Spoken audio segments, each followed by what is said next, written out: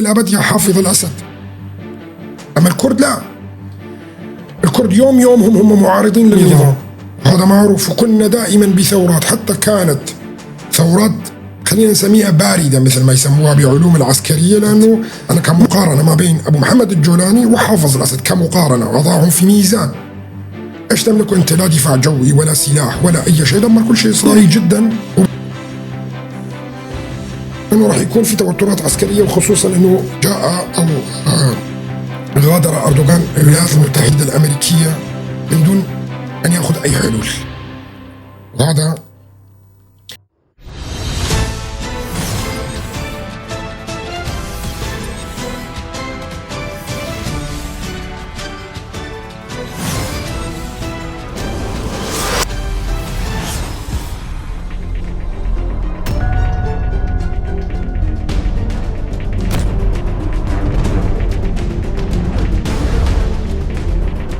نتنياهو إلى الولايات المتحدة الأمريكية، فتم، وأنا شرحت كثير عن هذا الموضوع، أنه لم يحصل أساسا أي اتفاق بحسب التوازنات اللي موجودة على الأرض.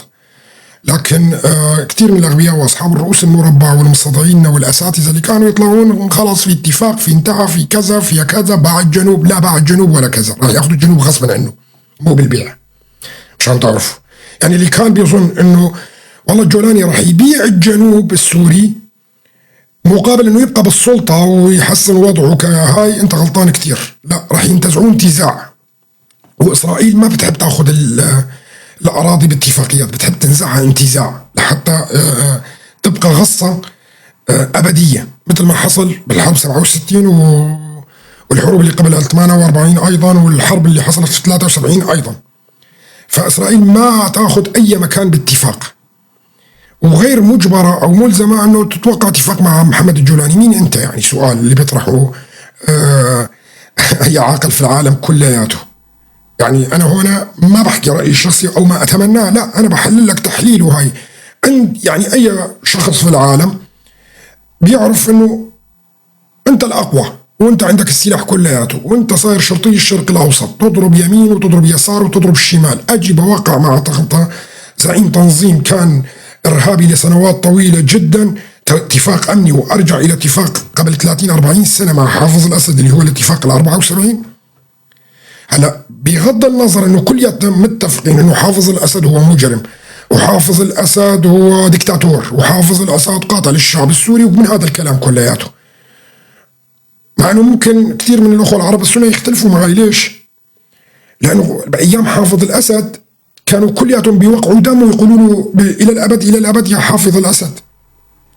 أما الكرد لا، الكرد يوم هم معارضين للنظام، وهذا معروف. وكنا دائما بثورات، حتى كانت ثورات خلينا نسميها باردة مثل ما يسموها بعلوم العسكرية، لأنه ما كان في سلاح، وقوة حافظ الأسد وحكمه بالحديد والنار كان، فما كانوا الكرد يعني قادرين أنه يعملوا ثورة عسكرية بذاك. لا الظروف الدولية ولا الإقليمية كانت تساعد على هذا الشيء، وكان في موجود الاتحاد السوفيتي وموجود حلفاء حافظ. انتوا شفتوا حافظ راح واجا بشار، وش قد طول راح.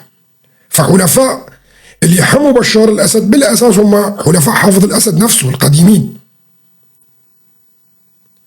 فلهذا نحن كنا الكرد في ثورة ضد حافظ الأسد من يومنا، وضد البعث.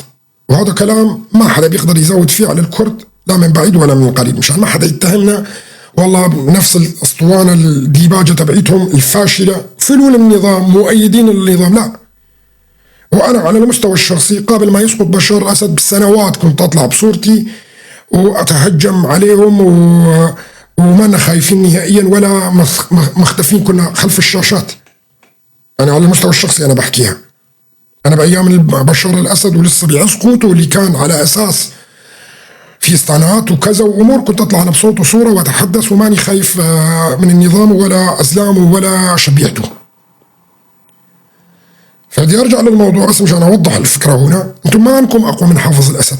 انا كمقارنه ما بين ابو محمد الجولاني وحافظ الاسد كمقارنه وضعهم في ميزان. ايش تملكوا انت؟ لا دفاع جوي ولا سلاح ولا اي شيء، دمر كل شيء اسرائيل وبرضاكم وبموافقه ابو محمد الجولاني، لانه التوقيع على استلام الحكم في دمشق الحكومة الانتقالية كان بإيعاز من نتنياهو. طلع اليوم نتنياهو أمام العالم كله في الأمم المتحدة وقال لك إحنا اللي جبناه وإحنا اللي أسقطناه. قال لك بكل وضوح وصراحة مين اللي قتل حسن نصر الله؟ مين اللي دمر حزب الله؟ مين اللي دمر إيران ضربه؟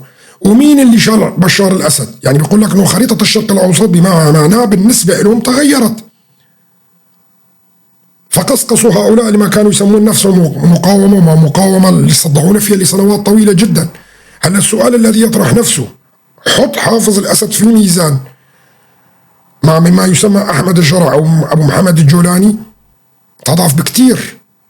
إسرائيل اللي بتضرب إيران في عقر دارها واللي سقطت حسن نصر الله نفسه وشالت النظام، أنت بده يوقع معك اتفاقية ويرجع 30-40 سنة إلى الوراء؟ أي منطق عقلي هذا؟ طيب السؤال، أليس أي اتفاقية أمنية توقعها مع إسرائيل راح تكبل إسرائيل في سوريا وتعرف خلاص انرسم الحدود، أنت ما بتقدر تيجي تضرب كذا لأنه الدول العالمية كذا بده توقف. توقعت اتفاقية واعترفت بأبو محمد الجولاني. فشلون مثلا بده يمنع الأتراك مثلا حسب ادعاء الإسرائيليين أنه الأتراك يشكلون خطر على الأمن القومي الإسرائيلي؟ شلون بده يمنع الثانيين اللي داخل سوريا أيضا ومشاريعها المستقبلية اللي على المنطقة كلها؟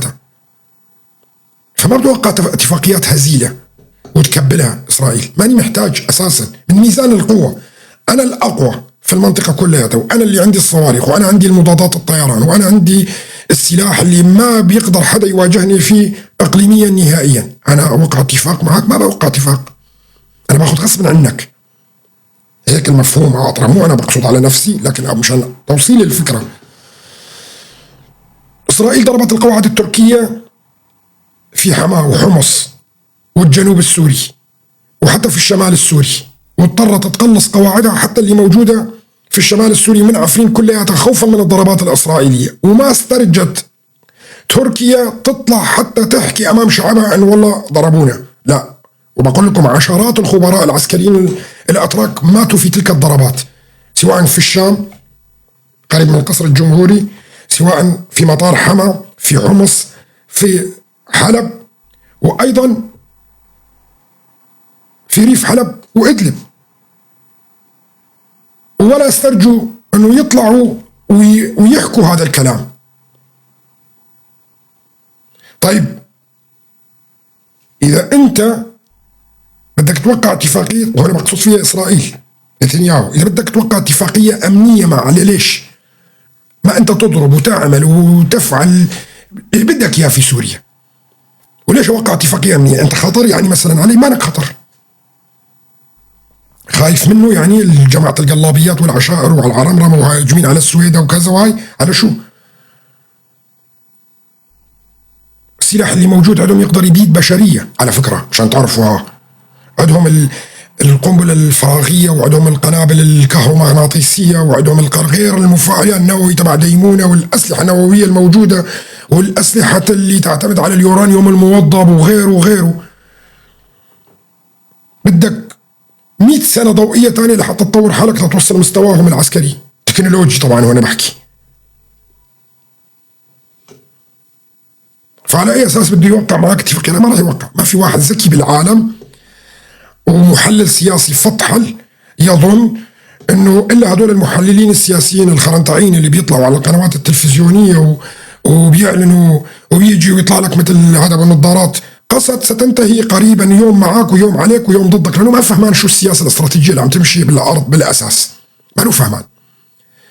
البارح بعد ما تحدثت انا والكلام هاي طلع كمان كم من المحللين السياسيين على اليوتيوب ناقلين كلامي نوعا ما، وكمان بنفس الوقت حيطين اللمسة الخاصة العاطفية لهواه هو بالنسبة للبلدان تبعيته.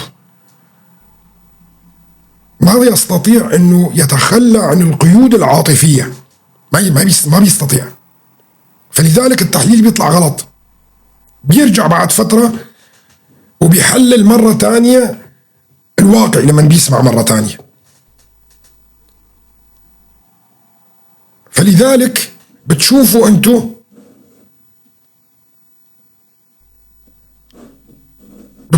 التخبط في التحليلات السياسية تبعيتهم. وهذا أمر أعتقد أنه كثير من الناس صاروا، خصوصا المتابعين اللي بيتابعوني منذ سنوات طويلة جدا، بدوا يفهمون بشكل كبير. وأعتقد أن كل واحد منهم أصبح الآن يعني شبه محلل سياسي، وصار يفرق ما بين كل الخطابات اللي عم تطلع، ويفرق بين الرسائل اللي موجودة فيها ولمين ووين رايحة وشو هي. فما بقى يمر على شعبنا نحن الكردي بالأساس أي خطاب أو رسالة إعلامية، حتى إن كانت من إعلامي كان ولا سياسي. إغلاق كافة الطرق المؤدية إلى قوات سوريا الديمقراطية في حلب وريفها. الآن إغلاق كافة الطرق المؤدية إلى حلب وريف حلب. طبعا من الطبيعي جدا أنه راح يكون في توترات عسكرية، وخصوصا أنه جاء أو غادر أردوغان الولايات المتحدة الأمريكية من دون أن يأخذ أي حلول. وهذا الكلام أنا قايله من زمان. أمامنا حرب لا محالة، لأن هؤلاء لا يفهمون إلا بلغة الهزيمة. راح يطلعوا كمان منتصرين طبعا بعد الهزيمة، لأنه هذول حتى على إسرائيل منتصرين. فبال 48 انتصر العرب، وال67 انتصر العرب، والعدوان الثلاثي على مصر أيضا كانوا يروجوا انتصر العرب. طبعا هنا لغة القوميين أنا بتحدث فيها. وكمان أيضا الآن في حرب تشرين التحريرية 73 سموها تحريرية، مع أنه هي كانت انهزامية، ما حرروا شيء نهائيا. والآن أيضا انتصروا على إسرائيل، وراح ينتصروا علينا بالرغم من أنهم مهزومين. وهذه القاعدة لازم أنتم كلياتكم الكرد تعرفوها. فراح تشوفوا الأخبار والفبركات الإعلامية انتصروا وأخذوا كذا، لأنه هؤلاء هم منتصرين بالرغم من أنهم مهزومين. وهذا أمر لازم ناخذه في عين الحسبان دائما. فبعد العقم السياسي اللي حصل، طبعا هو أردوغان كان يطمح أنه الولايات المتحدة الأمريكية أنه بشكل تضغط على قوات قسد وتنهي دعمها وتقول لهم احنا ما لنا علاقه، خلاص انتهى، لازم انتم تسلموا سلاحكم للحكومه السوريه، ويصير احمد الشرع ابو محمد الجولاني زعيم تنظيم القاعده العالمي الارهابي العدو الاول للولايات المتحده الامريكيه حسب ادعائهم ومبادئ الديمقراطيه تبعيتهم، انه يتسلم هو كل شيء. لكن خابت اماله، لانه حتى مساله شرق الفرات ما رضي ترامب يتناقش فيها، وما جابوا سيرتها نهائيا، ما رضي ابدا. قالوا عليك أنت أول شيء توقف دعمك لإيران، خصوصا في مجالات الطاقة ومجالات المالية. 2 توقف الغاز الروسي، وتوقف معنا إذا قامت حرب عالمية ثالثة مع الصين مع روسيا مع غيره. وهذا طبعا من 7 المستحيلات، لأنه هذا لا تستطيع تركيا الإيفاء بكل هذه الأمور. فراحوا وقعوا ب$300 مليار طيارات بوينغ. تركيا تحتاج إلى طيارات بوينغ بالوقت اللي شعبها ذبحوا الجوع والتضخم، والبنك المركزي يكون خالي تقريبا من العملة الصعبة.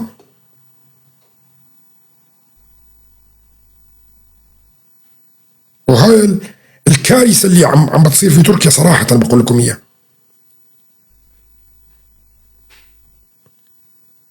يعني خيروا ترامب، ومبارح قلتها وبرجع بعيدها مرة تانية، يا أما تجي معانا وتنفذ كل شيء مطلوب منك وهذا تكلفته عالية وتؤدي إلى تدمير تركيا، يا أما مع السلامة روح لعند الروس ولعند الصينيين وأقطع معانا خالص.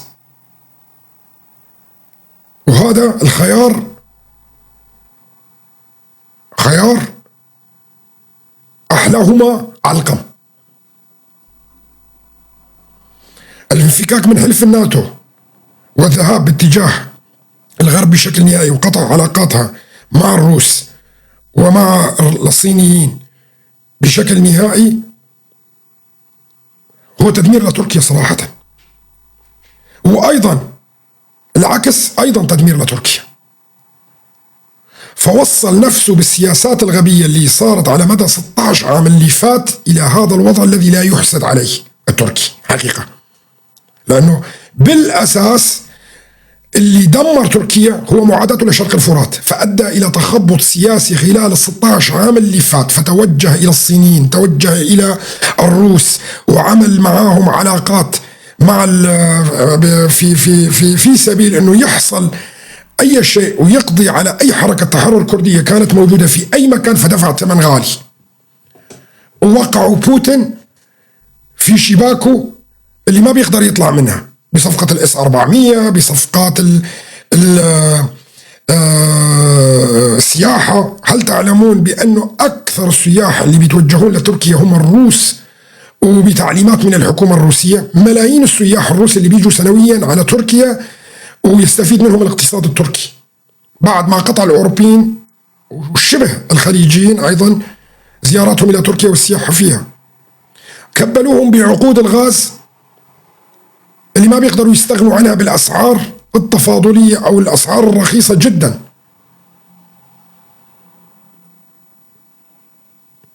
غير الشركات وغير الشركات الصينية. هل تعلمون بأنه تركيا كل الشركات اللي فيها هي شركات صينية؟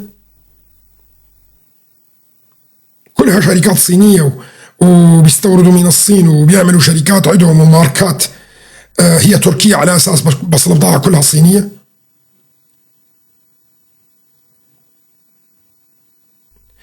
وكمان اتفاقية توقيع بناء مفاعل نووي سلمي لتوليد الطاقة والكهرباء الروسي لتركيا. هل تستطيع تركيا الاستغناء عن هذا كله؟ من يعتقد بأن الأتراك يستطيعون الاستغناء عن الروس والصينيين بيكون إنسان جاهل لا يفقه شيء. تخلي الأتراك عن الروس والصينيين بعد 16 سنة اللي حصلت فيها تغيرات كبيرة في البنية التحتية التركية الاقتصادية والعسكرية والسياسية سيؤدي إلى دمار تركيا، سيؤدي حقيقة إلى دمارها بشكل كامل. تركيا مضطرة أنه ترجع تلعب بين الحبلين،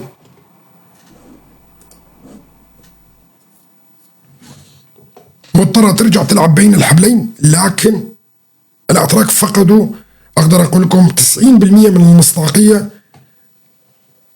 عند الدول الغربية. لذلك مع الزمن الآن بعد فترة وكذا سيصبح الأتراك بالنسبة للأوروبيين والغربيين وحلف الناتو دولة بالحلف الأسود، وهذا اللي بيعمل عليه نتنياهو أساسا. هذا اللي بيعمل عليه نتنياهو أساسا، مشان نكون واثقين من اللي بيحصل على الأرض. الشيء الآخر اللي بيسألني أسئلة كثيرة، وقلت لكم ادخلوا على الفيسبوك وشوفوا التقرير اللي نشرته اليوم. هل هناك حرب ما بين روسيا وحلف الناتو في دول البلطيق؟ وأنا شرحته وكتبت الخلاصة آخر شيء. أنا شخصيا لا أعتقد أن هناك حرب ما بين روسيا وحلف الناتو، لا من بعيد ولا من قريب. هناك حرب راح تستمر في أوكرانيا، وهي حرب جذب وحرب كر وفر مثل ما بيسموها. يعني اليوم روسيا تسيطر على أراضي واسعة، بكرة بعد فترة أوكرانيا بترجع منطقة أكبر، وهكذا راح يظل هذا الأمر اللي بتستفيد منه الولايات المتحدة الأمريكية لفترة زمنية، اللي بتنظم في العالم كلياته على أساس إيش؟ فريقين، على أساس فريقين متخاصمين، وتبلش في ابتزاز الدول العالمية. يعني شقد فادت حرب أوكرانيا أمريكا؟ من يعلم. طبعا باعت وكادت أن تكون مخازن الأسلحة في الولايات الأمريكية تكون فارغة من كل أنواع الصواريخ وكل أنواع الطيارات وكل أنواع الأسلحة التقليدية والغير تقليدية. مستودعات صار لها من الحرب العالمية الثانية تملأ، باعتها كلياتها. الدول اللي المحاذية لروسيا كله صار يشتري سلاح، بولونيا ولتوانيا ولاتفيا ورومانيا وبلغاريا، كله صار بده يتسلح. أمريكي، البريطانيين، الفرنسيين، النرويج، السويد، كل الدول منين بده يشتروا سلاح؟ كله هذا كله من الولايات المتحدة الأمريكية، واللي تعمل فيها صفقات وصفقات وصفقات. حتى الدول الشرق أوسطية، حتى الدول الشرق أوسطية اليوم كان في ضجة إعلامية كبيرة في الولايات المتحدة الأمريكية عندما قال نتنياهو بشكل واضح وصريح إنه هو الذي يحكم الولايات المتحدة الأمريكية. هل تذكرون كلامي قبل سنوات وبكرر إلى قبل فترة قصيرة، وكنت أقول لكم من يحكم الولايات المتحدة الأمريكية هي إسرائيل وليس العكس. كل من يظن بأن أمريكا هي التي تستطيع التحكم في إسرائيل وتملي عليها ما تريد هو غلطان. وتتذكروا قصة بايدن ونتنياهو اللي خرجت قبلها بشهور وقلت لكم راح يصير مسألة شخصية وكسر عظم ما بين نتنياهو وبايدن، وراح يضطر بايدن انه ينسحب من الانتخابات اساسا وما راح يكمل بالانتخابات. وتتذكروا هذا الكلام كلياته. اليوم بالصحافة الأمريكية شو بنسمع؟ جدل كبير ما بين الأمريكيين انه شلون دولة عدد سكانها 9 مليون تحكم دولة عدد سكانها 350 مليون أو أكثر. طبعا أنا ماني أهبل لما قلت هذا الكلام وعرفان أنه هذا الكلام ممكن يأذيني أنا كشخصيا يعني، لكن أنا أعي ما أقول، وعندي الجرأة الكافية بطرح أي موضوع. اللي بيعرفني من سنوات عندي جرأة بطرح أي موضوع حتى ولو كان مخالف للمنطق العقلي حاليا. ولا أخاف من تصريحاتي أبدا ولا بخاف من تحليلاتي. وحتى قبل 7 أكتوبر أنا بحكي لكم بالخريطة أنه غزة بدها تروح، وحاكي لكم أنه اليمن بده ينضرب، ومضيق باب المندب بده يروح، ومصر بدها تحاصر من كل الجوانب. وشفنا احنا خلال الأيام اللي فاتت كيف مصر تحولت بتحالف مع الأتراك. الآن مصر اللي هي عدوة للإخوان المسلمين واللي هي كانت عدوة للأتراك خلال السنوات الفايتة كلياتها مضطرة الآن تتحالف مع الأتراك. ليش؟ لأنه مصر وتركيا وإيران في بودقة التقسيم. مين شاف التصريحات الباكستانية اليوم اللي قال لك كشمير ستعود قريبا وباستفتاء شعبي من الهند؟ والهند طلعت تصريحات نارية جدا ضد باكستان. ويتم الآن دعم البلوش من تحت لتحت لحتى تنشئ الدولة البلوشية على الأراضي من الأراضي الباكستانية وقسم صغير من أفغانستان وإيران اللي ملتحقة مع بعض. فهناك تقسيم قادم لتلك المنطقة أيضا، سواء كان بالطرق السلمية أو العسكرية. شوف، بدكم تفهموا شغلة، مو معنى التقسيم انك انت بدها الدول الغربية بدها تيجي تفوت لعندك وبجيوشها الجرارة وتصير تقسم البلاد هاي. لا، الحروب تغيرت، أصبحت حروب تكنولوجية عالية، أصبحت حروب مسيرات بأسعار رخيصة جدا بالذكاء الاصطناعي. أوكرانيا تهجم بعشرات الآلاف الطيارات المسيرة على روسيا، وروسيا تهجم على أوكرانيا بعشرات الآلاف الطيارات المسيرة اللي ما بتكلف أرقام باهظة جدا. فالحرب أصبحت حرب تكنولوجيا تطورت بشكل كبير، وحرب مخابرات. يعني حتى الكرد الآن يستطيعون مواجهة دول مثل تركيا بالتكنولوجيا هاي، لأنه حاصلين عليها وقويين كتير صاروا فيها، سواء كانوا في قنديل ولا شرق الفرات ولا حتى في باشور كردستان، مشان تعرفوا أنا بحكي لكم إياه. فميزان القوى ما بقى يهم انك انت عندك F-35 ولا F-16، ما بقى مهم. يعني تركيا تاخذ F-16 تاخذ F-35، ال F-35 ما تقدر تواجه هاي التكنولوجيا الجديدة واللي طيارات المسيرة والذكاء الاصطناعي والكذا. لا، في الحروب التقليدية ما بين الدول نعم. فالحروب تغيرت، ما بقت حروب تقليدية وقوات أمريكية وإسرائيلية وعرمرمة وبدها تروح تغزو أفغانستان وتغزو باكستان وتغزو الإيران وكذا وتقسم لك إياها. لا، هي تهيئ لك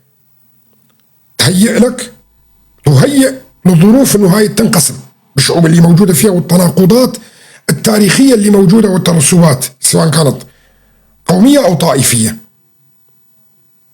ضربة واحدة لإيران الآن راح يقسمها أكيد. العرب راح ينقسموا، البلوش راح ينقسموا، الكرد راح ينقسموا، الآذريين راح ينقسموا، الكل كرهان بعض، وهذا اللي زرعوه. ضربة واحدة لباكستان ومساعدة الهند وتحييد الصين فيها، قسموا باكستان حتى ولو عندها سلاح نووي. شو بدها سلاح نووي؟ شو بده يسوي السلاح؟ السلاح النووي هو عبارة عن سلاح رادع وليس سلاح هجومي.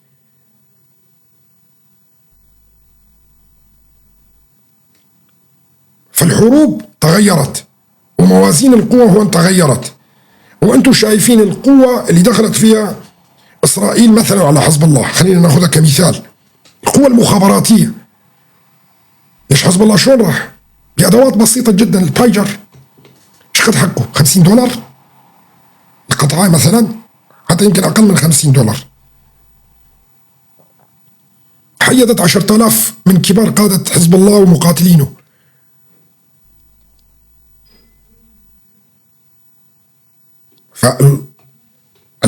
القوة شفتوا انتوا عملاء الموساد بال 12 يوم اللي ضربت فيها إسرائيل على إيران؟ شو عملوا عملاء الموساد؟ شلوا الدولة الإيرانية شلل في داخلها. فالحروب أصبحت حروب مخابراتية.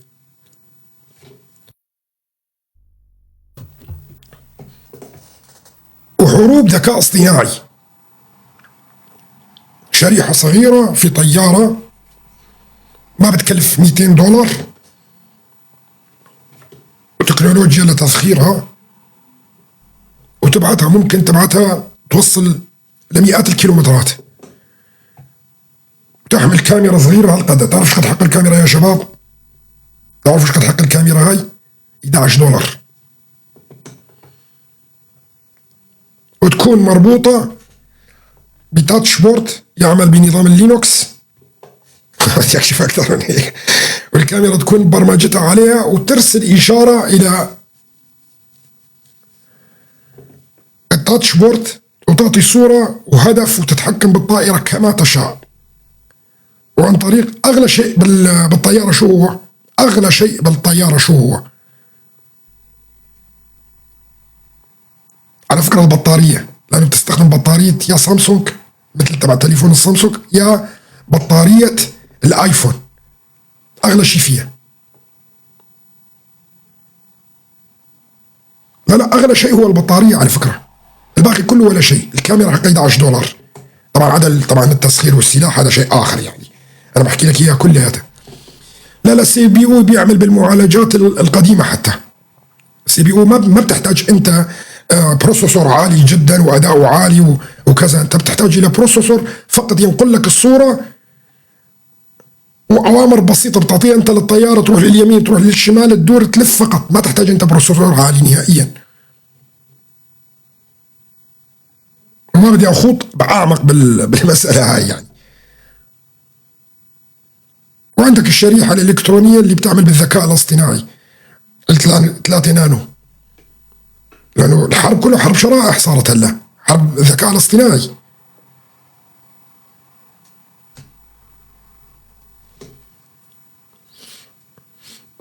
فما بدي أدخل بالأمور التكنولوجية. إذن الحروب اختلفت وأصبحت حروب غير مكلفة وممكن تجيب نتائج أكبر بكثير مما تتخيلوه. يعني أنت بطيارة ما بتكلف $300، طيارة ما بتكلف $300 قادر إنك تضرب أنظمة رادار سعرها مئات الملايين الدولارات. وهذا ما شفناه في 6 تشرين. ال4 منصات الرادارات التركية التي ضربت بطيارات بروسك كل واحدة سعرها عشرات الملايين الدولارات، وكلف الأتراك كتير وكانت مفاجأة. بس الأتراك ما بيعلنوا عن خسائرهم، مثل ما بيعلنوا إنه شو خسروا لما إسرائيل قصفت المواقع تبعيتهم أيضا.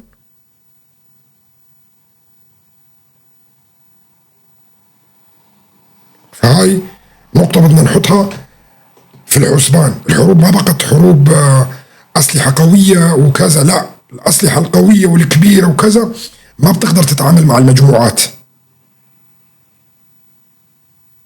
تقدر تتعامل مع دول على حدود فقط.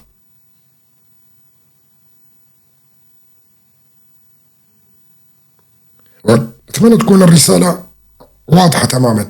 إسرائيل ما عندها شيء تخسر ولا حتى تروح توقع اتفاقيات مع أحمد الشرع ولا يمثل عليهم أي تهديد. هذا الإعلام والله هذول تنظيم إرهابي وبدهم يجوا على حدودنا، هذا كله طبعا مثل ما بيقولوا ذراع. لا أحمد الشرع ولا كل التنظيمات الإرهابية اللي بالعالم كلياته تستطيع أن تشكل خطر حتى على حدود إسرائيل حقيقة. وحتى اللي حصل في غزة في 7 أكتوبر هذا تخطيط المخابرات تبعهم، مانو يعني عندهم إذا كانوا مخترقين الحكومة الإيرانية كلياتها من بابها لمحرابها، ومخترقين حزب الله من أساسه إلى حسن نصر الله، وما يخترقوا جماعة حماس ويعطوهم أوامر من الإيرانيين شو بيعملوا عملية ولا ما بيعملوا، هذا كله مخطط له. حتى 7 أكتوبر نعم معناها تعمل إسرائيل كله مخطط، لأنه الطريقة اللي عملوا فيها تبع 7 أكتوبر كانت توحي أنه هؤلاء دواعش مثلهم مثل غيرهم، خطف النساء، خطف الأطفال، قطع الرؤوس، سرقة، النهب، كلياته، وعطت ذريعة على إسرائيل وحجة وطبق من ذهب.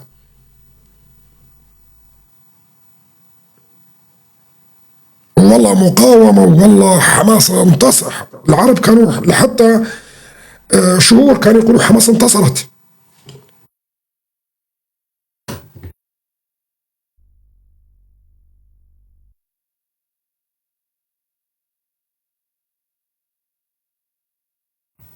شعب غزة عم بيموت على شو انتصرت؟ هم منتصرين دائما على اساس يعني هيك، وقالوا غزة انتصرت وحماس انتصرت، ما صدعونا فيهم، ونفسهم اللي كانوا مصدعين بمقاومة حماس العالمية اللي موجودة، وهاي نفسهم هلا انقلبوا على حماس نفسها. على شو انتصرتوا انتم؟ نص الشعب الغزاوي يا حرام استشهد، والنص الآخر ميت من الجوع، وأصبح الموت رحمة بالنسبة لهم.